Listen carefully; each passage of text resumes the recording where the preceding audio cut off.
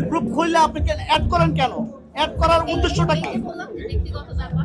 তাহলে রিমুভ করেন কেন? রিমুভ করার কাজ হলে তো রিমুভ হবেই। কি কাজ করেছে রিমুভ করা? সেটা তো আমি আপনাকে বলতে বাধ্য না, because সেটা হচ্ছে ব্যক্তিগত।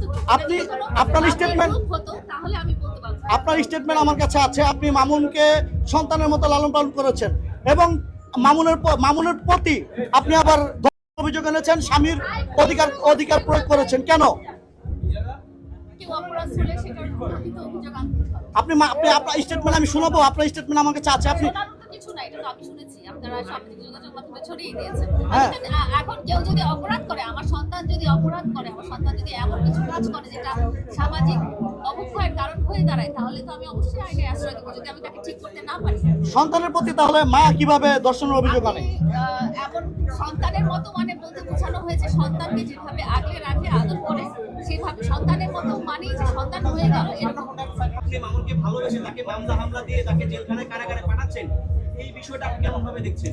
আমি বলতে চাই, একটা মানুষ অপরাধ করতে পারে, অপরাধ সেটা একবার হতে পারে, দুইবার হতে পারে, তিনবার হতে পারে, তখন আপনারা সেটা ভুল বলতে পারেন। কিন্তু সেটা যখন বারবার হয়ে আসে, সেটা যখন শুধরানোর মতো তার কোনো গাইড থাকে না, বা সেইটা একজন না, সেটা সে আরো অনেকজনের সাথে করে থাকে, তাহলে সেটা অপরাধ। সেটা থামানোর জন্য আইনের আশ্রয় নেওয়া দরকার এবং বাংলাদেশের আইন এভাবেই ক্রিয়েট করা